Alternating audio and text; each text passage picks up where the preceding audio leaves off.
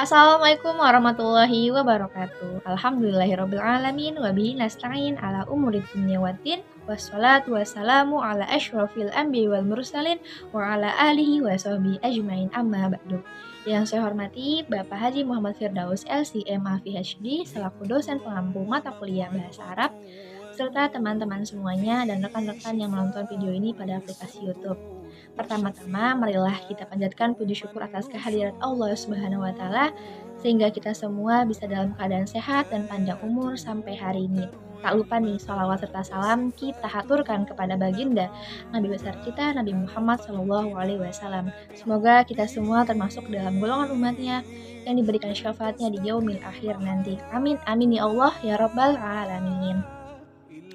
Jadi, teman-teman semuanya, pada kesempatan ini saya akan menjelaskan suatu video materi mata kuliah Bahasa Arab mengenai kaidah tamyiz.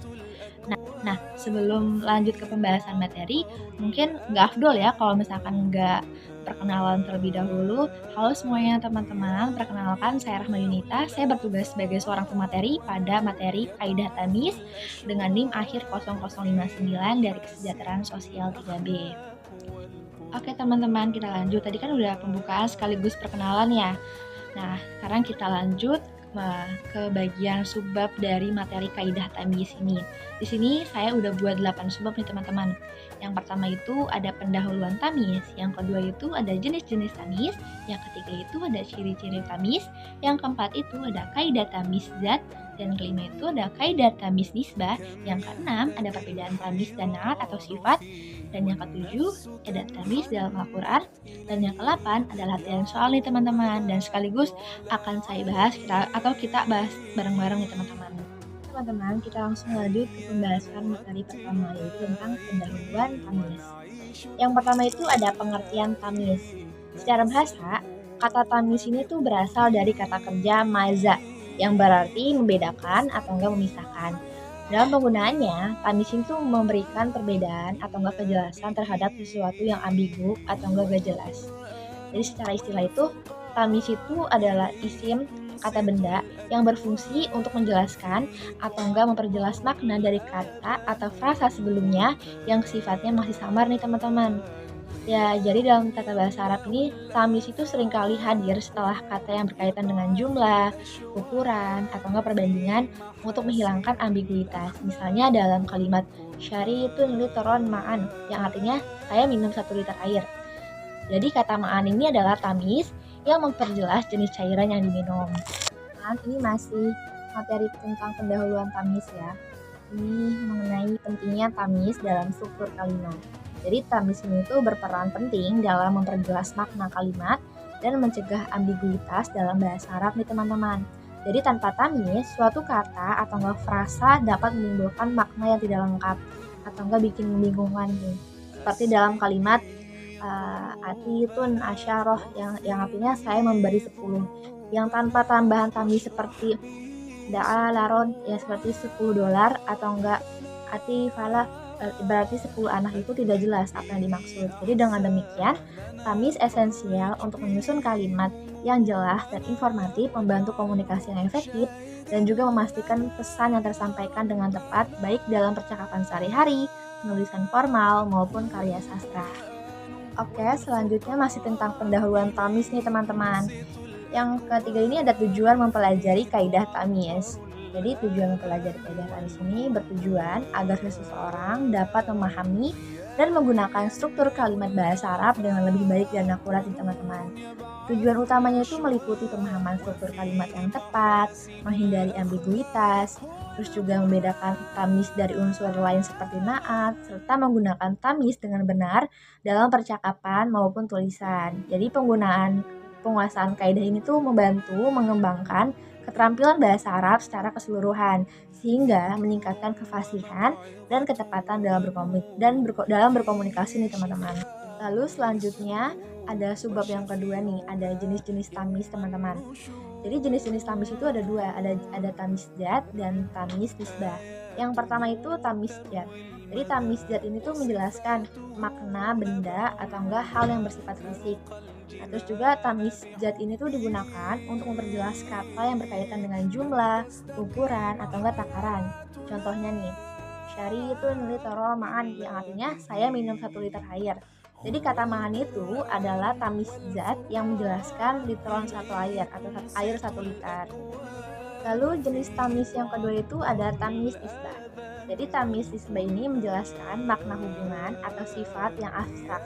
Terus juga digunakan untuk memperjelas keadaan atau enggak hubungan antar unsur kalimat.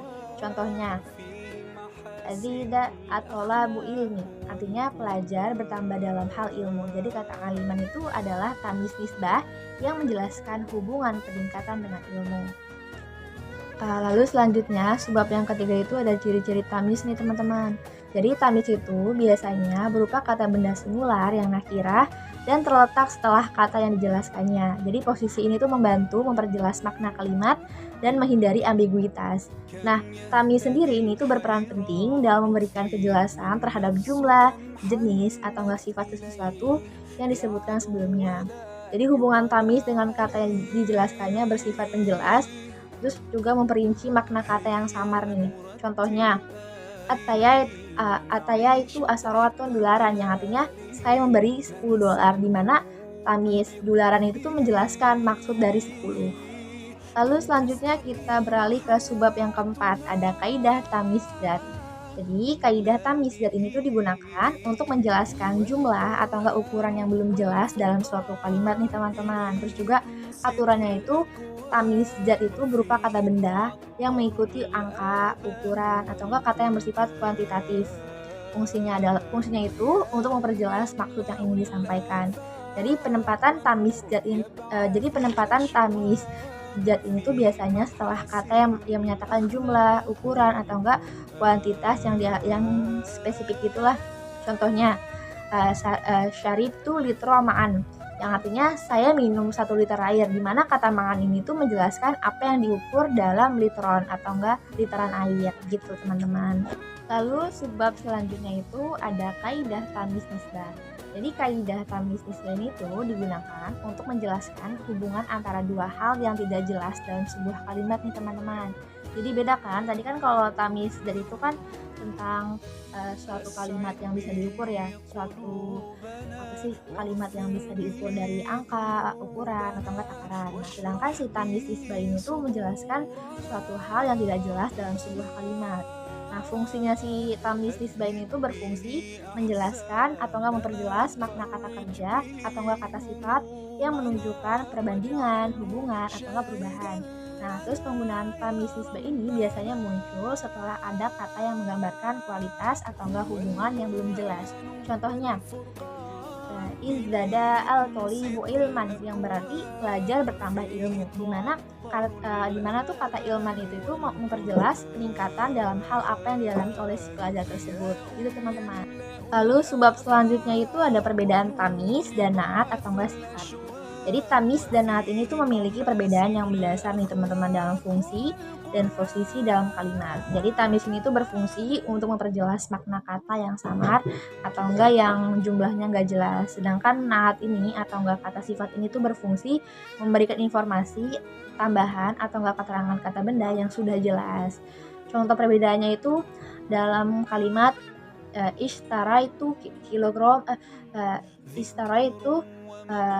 kilograman tufahan, yang artinya saya membeli 1 kilogram apel, menggunakan tamis untuk menjelaskan kuantitas atau enggak ukuran. Sementara kalimat ishtara itu tufahan tazadan, yang artinya saya membeli apel segar, menggunakan naat tazadan itu memberikan kata sifat tambahan tentang apel tersebut. Selanjutnya, sebabnya itu ada tamis dalam ayat Al-Quran. Jadi dalam tamis dalam ayat Al-Quran ini berperan penting untuk memperjelas makna dan menghindari kata yang enggak jelas atau enggak yang ambiguitas. Salah satu contohnya itu terdapat dalam surat An-Nisa yang berbunyi fankihu matabalakum minan nisa'i malta wa tulata wa ruba'a, yang artinya maka nikahilah perempuan-perempuan yang kamu senangi, 2, 3 atau enggak 4. Di sini tamis malta malta wa tulata wa ruba'a itu memperjelas jumlah istri yang diizinkan dalam konteks ayat tersebut. Oke, kita lanjut teman-teman. Ini masih tamis dalam ayat Al-Qur'an ya, masih contoh lainnya. Jadi contoh lainnya itu terdapat dalam surat Yusuf yang berbunyi Inni arasa ba'a baqaratin simanin, yang berarti aku melihat 7 ekor sapi gemuk. Jadi dalam ayat ini, tamis baqaratin itu memperjelas jumlah dan jenis hewan yang dilihat dalam mimpi. Jadi penggunaan tamis ini tuh membuat makna ayat menjadi jelas dan bisa membantu memahami konteks cerita. Oke teman-teman, ini kita langsung lanjut ke pembahasan terakhir ya pastinya, atau nggak sebab yang terakhir nih. Ada latihan soal dan pembahasan mengenai kaidah tamis nih teman-teman. Seru gak sih kita langsung latihan soal aja kali ya? Kita bakal diskusi bareng-bareng kok, bakal bahas bareng-bareng pastinya. Ada 6 soal ya teman-teman. Jadi soal yang pertama itu terjemahkan kalimat berikut dan identifikasi tamis yang digunakan dalam kalimat di bawah ini nih. Jadi ada kalimat akal tu tolata tufahatin. Nah, jadi kalimat di atas ini berarti saya makan 3 apel. Kata tufahatin ini adalah tamis yang memperjelas jumlah kata 3. Jadi tamis yang digunakan itu untuk menjelaskan jumlah objek yang dimakan. Kita lanjut ke soal kedua ya teman-teman. Apakah tadi soal pertama sudah dipahami? Jika sudah paham, kita langsung lanjut ke soal yang kedua. Soal yang kedua itu adalah apakah tamis dalam kalimat malatu al-kasa ma'an? Apa kata tamis dalam kalimat di atas ini? Jadi kalimat ini tuh berarti saya mengisi gelas dengan air. Jadi kata ma'an adalah kata tamis yang menjelaskan isi gelasnya nih. Jadi kata tamis di sini memperjelas apa yang dimasukkan ke dalam gelas nih teman-teman. Apakah sudah dipahami? Jika sudah paham, kita langsung lanjut ke soal yang berikutnya. Oke teman-teman, kita langsung lanjut ke soal yang ketiga nih. Soalnya itu ada terjemahkan kalimat berikut dan jelaskan penggunaan tamis. Ini soalnya hampir mirip soal nomor 1 yang tadi ya, cuma ini di sini ditambahkan jelaskan penggunaan tamis. Jadi di sini di bawah ini tuh ada kalimat istoraitu kilograman lahman. Nah, jadi kalimat ini berarti saya membeli 1 kilogram daging. Jadi kata tamis lahman ini tuh digunakan untuk menjelaskan objek yang diukur nih, yaitu daging. Jadi yang memperjelas satuan kilogram tersebut. Apakah teman-teman sudah paham? Jadi perlu diingat ya, jadi tamis itu tuh suatu kata yang bisa diukur atau enggak bisa diukur oleh angka, ukuran atau enggak takaran. Kita lanjut ke nomor 4 nih teman-teman. Soalnya itu tentukan apakah kalimat berikut menggunakan tamis atau enggak naat. Nih, kita bisa teliti nih, kata di bawah ini tuh sebenarnya tamis atau enggak naat. Tadi kan udah jelaskan kan kalau tamis itu tuh apa sih, suatu kata yang belum jelas kan, sedangkan naat itu suatu kata yang sudah jelas nih teman-teman. Nah, di sini ada kalimat ro'aitu waladan tawilan. Nah, jadi kalimat ini berarti saya melihat anak yang tinggi. Di sini kata tawilan itu adalah kata sifat. Nah, berarti kata sifat. Berarti kalau kata sifat itu berarti naat yang menjelaskan kata benda waladan, bukan tamis. Jadi naat yang digunakan di sini itu memberikan sifat tambahan tentang anak tersebut. Nah, tadi kan kalau kata tamis itu suatu kata yang menjelaskan ukuran, tapi di sini kan nggak ada ukuran gitu kan, lebih ke kata sifat kan, tinggi itu sifat kan, bukan ke ukuran. Jadi kalimat ini tuh bukan tamis ya teman-teman, tapi naat. Oke teman-teman, kita langsung lanjut nih ke 2 soal terakhir. Soal yang kelima itu ada identifikasi tamis dalam kalimat ataitu asoratan jularatin. Ini sama kan soalnya kayak nomor 1, pasti teman-teman sudah paham. Nah, jadi kalimat ini berarti saya memberi $10. Jadi kata tamis jularatin itu adalah suatu kata yang memperjelas jumlah, yaitu kata 10. Jadi yang menunjukkan jenis mata uang yang diberikan. Nah, tadi kan kita ingat kan kalau misalnya tamis itu yang memperjelas suatu ukuran, angka atau enggak takaran, sedangkan naat itu yang memperjelas suatu kata sifat yang jelas. Lalu yang terakhir ini ada soal pilih tamis yang tepat untuk melengkapi kalimat berikut. Nah, di sini kita disuruh melengkapi kalimat nih teman-teman, kalimat yang masih kosong. Di sini ada kalimat istaraitu khamsata. Di sini ada pilihannya, ada kutuban, lalu ada tufahan, dan yang terakhir itu ada karosi. Nah, jadi jawaban yang benarnya apa nih teman-teman? Ya, benar. Jadi jawaban yang benar itu adalah kutuban. Jadi karena frasa ini tuh menjelaskan suatu kata yang menggambarkan kalimat tamis, yaitu ada kata 5 buku. Berarti frasa ini tuh berarti saya membeli 5 buku. Jadi tamis di sini itu adalah kutuban yang memperjelas jumlah, yaitu 5 buku. Gitu teman-teman, apakah sudah dipahami? Oke teman-teman semuanya, sudah cukup video pembelajaran yang saya jelaskan tadi mengenai kaidah tamis. Mungkin masih banyak yang kurang-kurangnya ya, masih banyak hal yang masih belum lengkap di video pembelajaran ini, tapi semoga bermanfaat pastinya buat teman-teman yang mau mempelajari kaidah tamis itu apa sih sebenarnya, yang mau mempelajari sebenarnya tamis sama naat tuh beda atau enggak sih. Nih teman-teman bisa langsung tonton video ini sampai akhir ya teman-teman supaya bisa paham. Dan di video ini juga aku tadi sudah jelaskan nih ada 6 soal pembahasan mengenai kaidah tamis, dan juga sudah aku tuliskan juga nih teman-teman pembahasannya. Jadi semoga teman-teman bisa dipahami dan semoga video ini bermanfaat teman-teman. Kurang lebihnya mohon maaf. Terima kasih. Wassalamualaikum warahmatullahi wabarakatuh. See you next video teman-teman.